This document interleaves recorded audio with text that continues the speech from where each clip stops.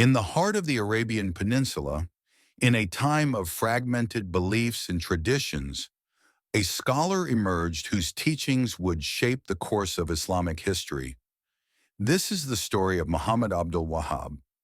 Born in 1703 in the town of Uyayna in the Najd region of Arabia, Muhammad bin Abdul Wahhab was raised in a family of scholars. His father was a respected judge and theologian, and from an early age, young Muhammad was immersed in the study of Islamic sciences. His keen intellect and thirst for knowledge led him to memorize the Quran at a young age. His quest for deeper understanding took him beyond his hometown.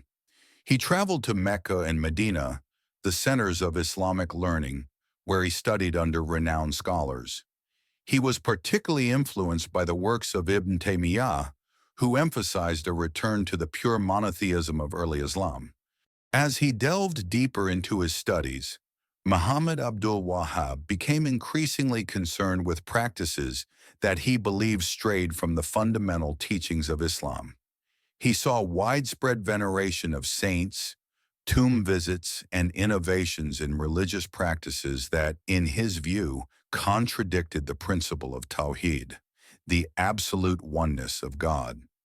Determined to bring change, he began preaching a return to what he saw as the pure teachings of Islam.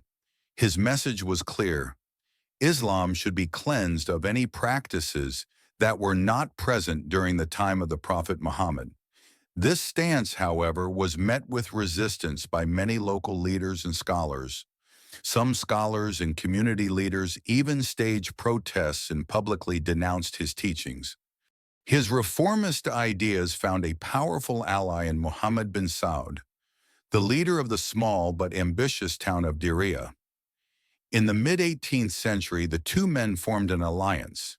Muhammad Abdul Wahhab would provide the religious legitimacy for Saudi rule, while the House of Saud would support his mission.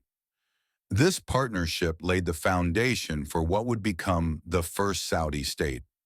Under this union, Muhammad Abdul Wahhab's teachings spread rapidly across the Arabian Peninsula, often through military campaigns against those who opposed his reforms. This alliance shaped the religious and political landscape of Arabia for generations. Muhammad Abdul Wahhab passed away in 1792, but his teachings continued to shape the region. His call for religious purification remains a cornerstone of Wahhabism, the ideology that continues to influence modern Saudi Arabia. His legacy is one of transformation. Whether seen as revival or reform, his impact on Islamic thought and Arabian history is undeniable.